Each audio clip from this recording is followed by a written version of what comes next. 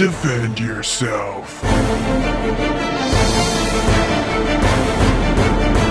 Round 1. Hi, I'm Ash Cuniff, and my favorite cereal is Cinnamon Toast Crunch because it's crunchy. Hi, I'm Evan Costa. My favorite cereal is Lucky Charms because, you know, he loves his Lucky Charms. He's magically delicious. I like Cinnamon Toast Crunch because it's coated in nice cinnamon sugar and it tastes really sweet. I like Lucky Charms because you can taste the rainbow. I like Cinnamon Toast Crunch because it takes a while for it to get soggy in cereal so you can enjoy the crunch. I like Lucky Charms because even if it gets soggy, well, in a bowl with milk, the marshmallows just add a better sugary taste to the milk instead of getting really soggy and tasting terrible. I think that Cinnamon Toast Crunch is better because you can eat it at any time and it's less sugary than Lucky Charms, but it still tastes better because it doesn't have marshmallows, which are really, really sugary. I think Lucky Charms are better in this sense of they're more sugary. They're not sugary enough.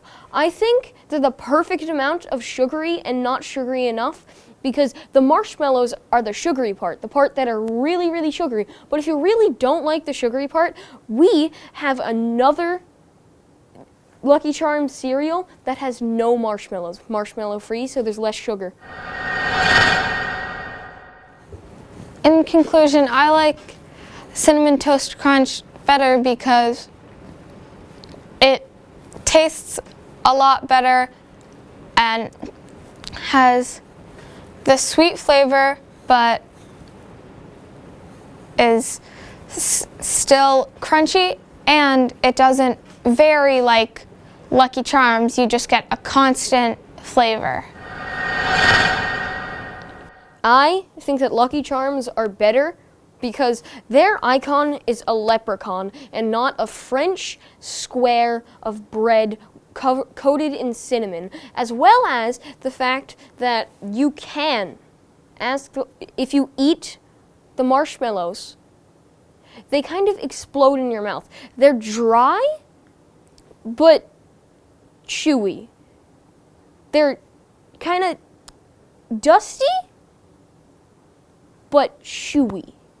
And so, in conclusion to my conclusion, Lucky Charms are better because they are lucky.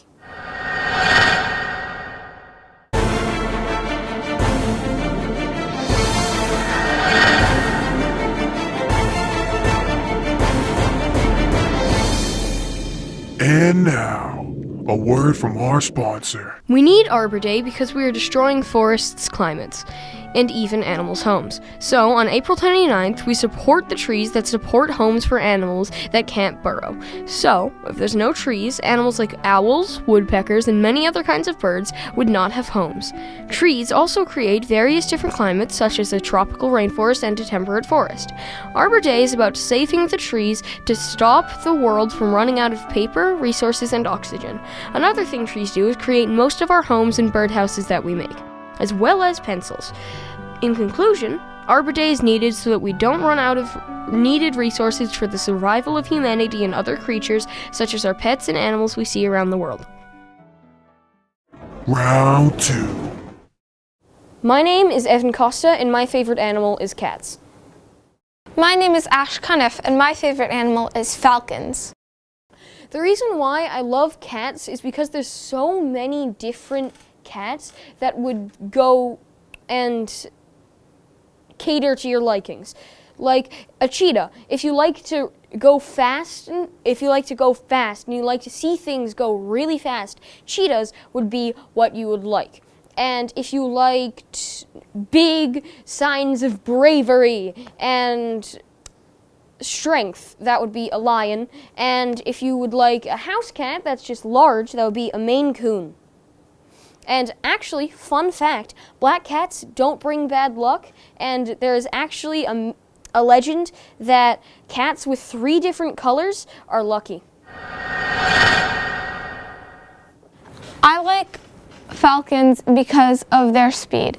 The peregrine falcon is one of the fastest animals in the world. It can dive 136 miles per hour. Another reason why I like cats is with dogs, you usually need to give them a lot of attention, and when you're at work, they miss you. But cats, on the other hand, never miss you because they think they're the owner of the house. And they sleep a lot and don't need as much attention. And they would also lie on your legs for a good, 3 hours while you're watching a TV show. Even if you want to stand up. Falcons are great because they are very majestic animals that can swoop at high speeds and also have very interesting colorations. As the point that Ash just made, there's also various different color variations of cats, such as the tortoiseshell cat, which has gray, black, and orange. Then there's the Siamese, which has black around the eyes, mostly kind of a browny black around the eyes, and then a yellowy white around the back, stomach, and most of the arms and legs. But then on the paws, it comes out and brown as well. And tabby cats are kind of like tigers, except they're only 2 shades of orange. One of said shades is a kind of cream orange, and the other shade is an orange peel shade of orange, like the same kind of shade that an orange would have. I like the falcon because there are some very interesting falcons in books. For example, in my favorite book series, The Mysterious Benedict Society, one of the characters, Kate, has a falcon named Madge. Cats are based on many heroes, such as the fact that most heroes have cat-like agility if they have fast reflexes, like Hawkeye has cat-like eyes, except more hawk-like eyes, but that's not the point. The point is Black Cat is based after a cat because of how stealthy and how they can blend in with the background of anything. And Catwoman is the same story because they're both thieves who are very good at their job. And there is also many cats from books. I can't really name any, but there's probably many cats from many different kinds of books.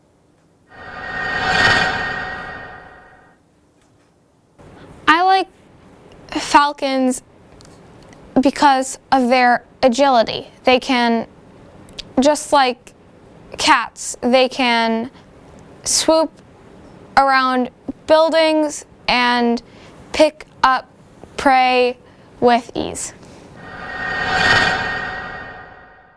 Cats can jump up to, I think, about 6 feet, because one of my cats accidentally jumped over my father once. And another thing about cats, if you own one, is you would know this, it's cat privilege. It's called cat legitis. If you have cats and they're on your legs, you have an excuse for anyone to do anything for you because you can no longer move. I like falcons because they are strong animals who won't back down, and they grab prey with confidence and can easily eat small animals. They're very strong. Falcons are very strong animals.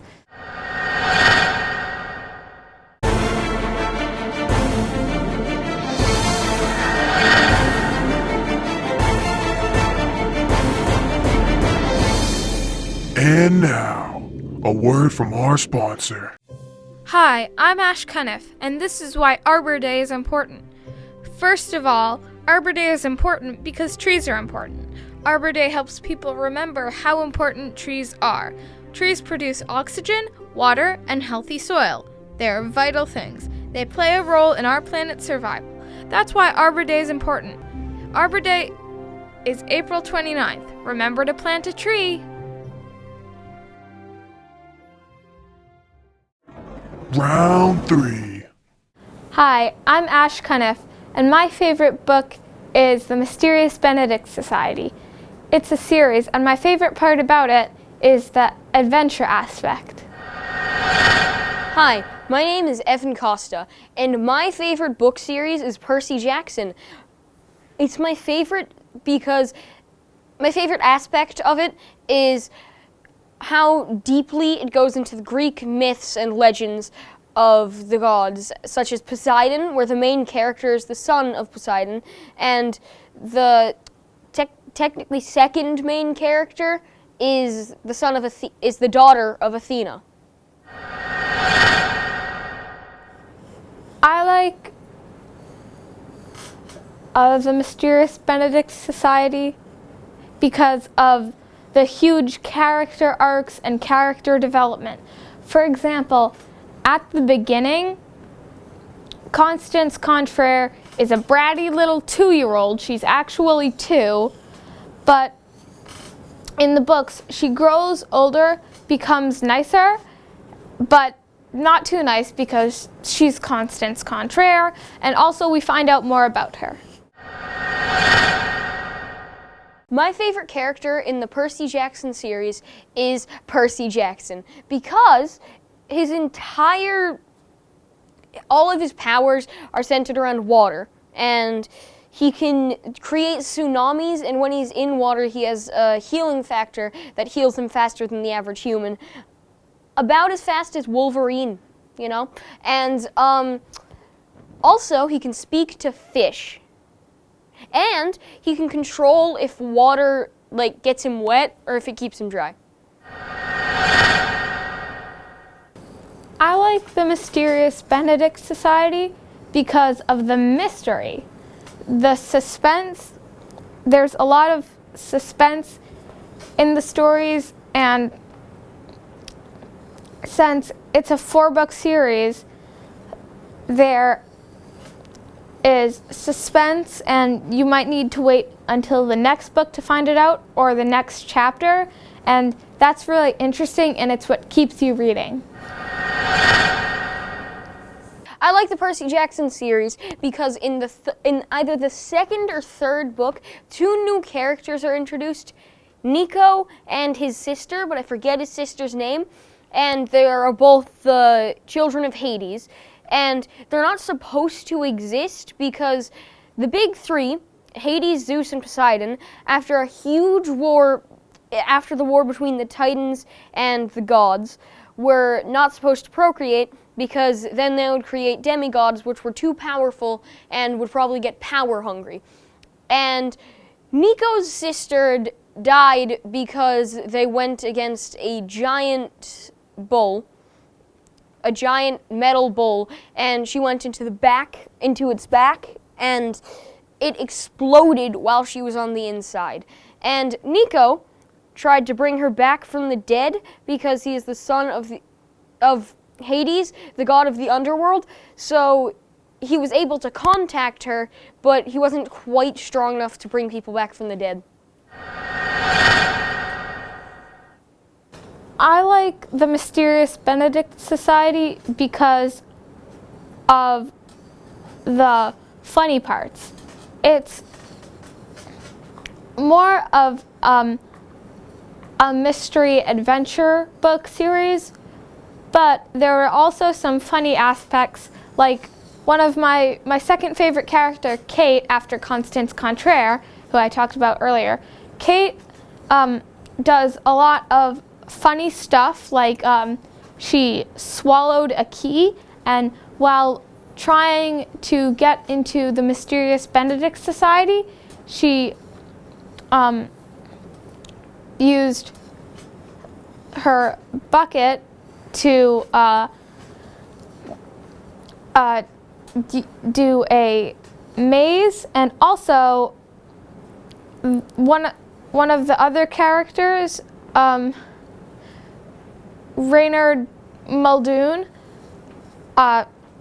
he is a very logical thinker, which I like because I'm also a logical thinker. He analyzed the puzzles in the entry tests very well, and in one of the puzzles it said, do not step on any of the blue squares, and he found that they were all rectangles, and so he just walked across. He's a very logical thinker, which I like. Another one of my favorite aspects about the Percy Jackson series is the fact that the first 5 books are centered around Greek mythology. The second set of 5 books is centered around Roman mythology. The third set of 5 books is centered around Egyptian mythology, and the fourth set of books is centered around Norse mythology. So in each one, there's a different mythology that is getting attention drawn to it, because it's written in such a way where even in just the first sentence, you have no idea what's going to happen next, even if you've read the book before. It's kind of like it's a new world to you after you read everything. In conclusion, I like the Mysterious Benedict Society because of all the interesting characters and their development and finding out their backstory. And I also like the adventure aspects, and also there is literally 0 romance involved because that's gross. In conclusion, I like the Percy Jackson series because I am a mythology nerd. Winner, Evan. I win by 0.5!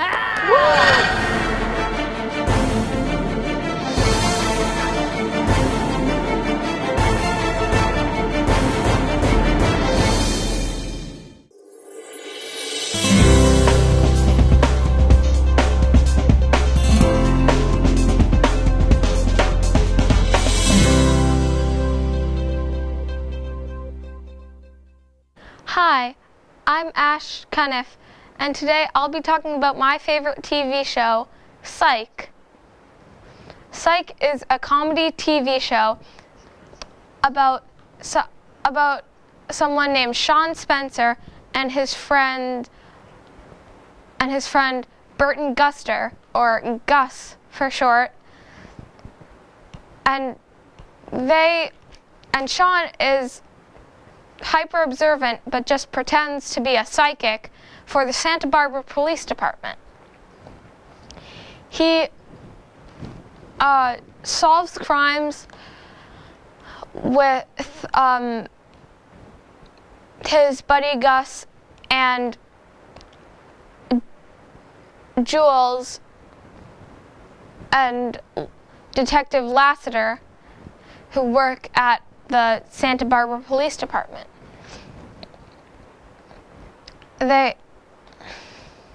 It's a comedy show, and there are a lot of funny plot twists. Also, another really funny thing about it is that Sean is constantly annoying Detective Lassiter, and they're always fighting. That's a really funny component of the show. Also, the plot always varies from episode to episode, so you can watch like an episode in season 1, then an episode in season 4. There are 8 whole seasons, and It's a very interesting show with really funny characters and a really interesting plot. Thanks for watching my review of the TV show Psych. This is Ash Cuniff.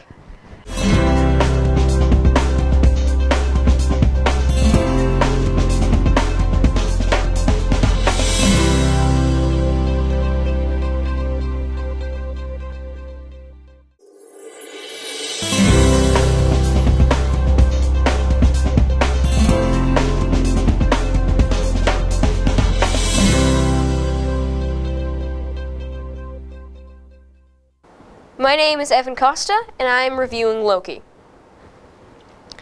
I chose Loki because it ventures throughout the multiverse and goes through different versions of one character, and surprisingly, every version of said character has a lot of differences.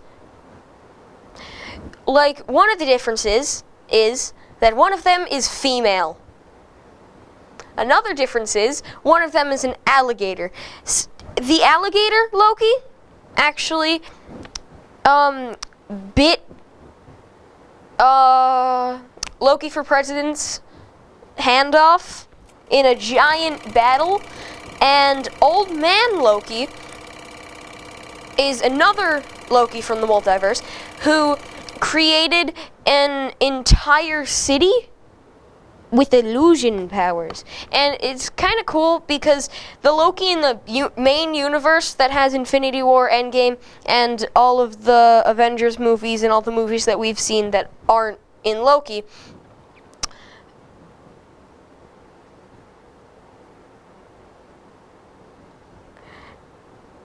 all of those universes have a different Loki. And one of those Lokis is a Loki who is a track runner and won a race and got a trophy, and then another Loki is one that is an ice giant. That's Loki in all of the Avengers movies and everything else. And then there is Child Loki. Child Loki is a child. The movie ventures throughout the multiverse, talking about basically how there's this thing called the TVA, the Time Variance Authority, that gets rid of the variants from other timelines and make sure that the sacred timeline is kept intact and there's no branching realities that turn into a multiverse. But then Loki and Sylvie, who is another version of Loki, the female version of Loki, end up destroying the TVA, the Time Variance Authority, getting dissolved, but actually just getting teleported to a plane of existence where there's this thing, this giant dog that's kind of like an ash cloud, where when it hits something, it dissolves it, and then the TV show ends with Loki and Sylvie using their powers to mind control that dog beast and get into the palace that basically is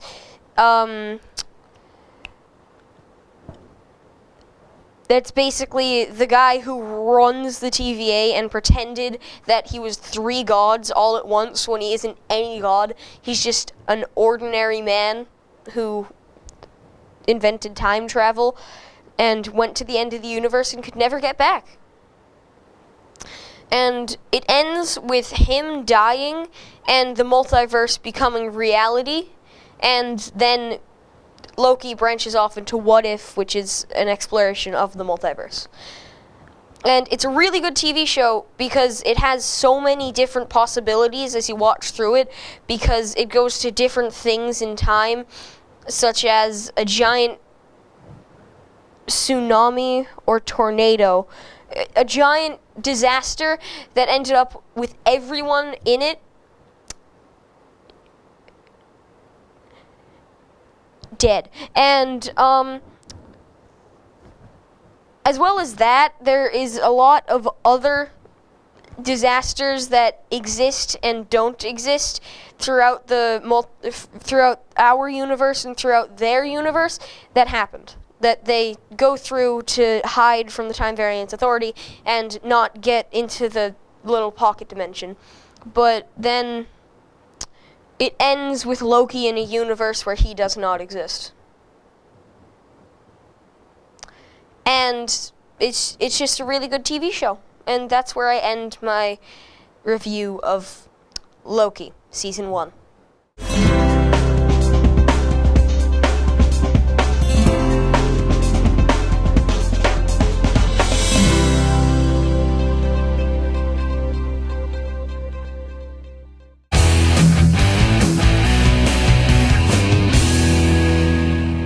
Oh, however will I solve such a complicated math problem? All of these complicated math problems. 4 plus 4, I don't know. Oh, 5 plus 5 is 72, I think. Yep, 72. Oh, this one's so hard. Oh, I know it. 17. I think I got it. This one's so hard. I just don't understand it. Oh my God. What the heck? 7 plus what equals 47? You know what? I think the answer is, I think question mark equals question mark.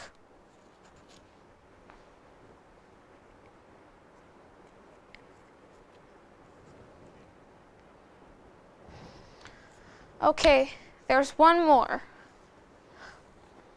9 plus question mark equals 63. I told you question mark equals question mark.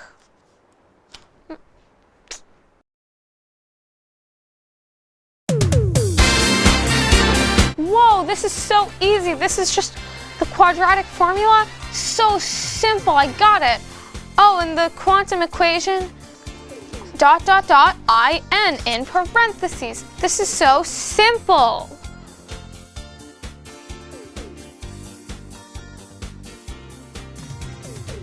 Here, N equals 1. How did I not figure that out before? I'm a genius.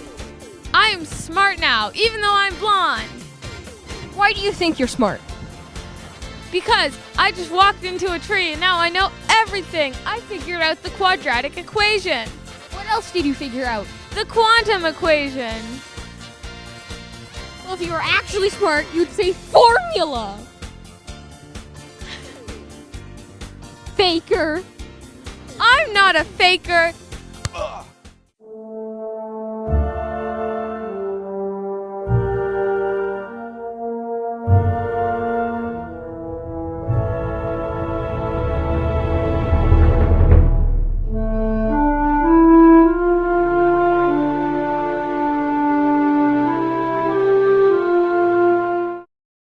Wow, this sure is a fun tablet. Oh boy.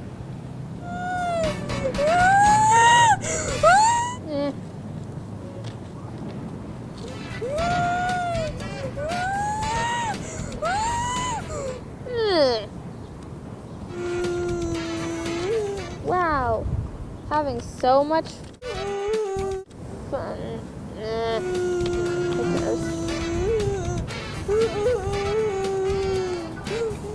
Go away.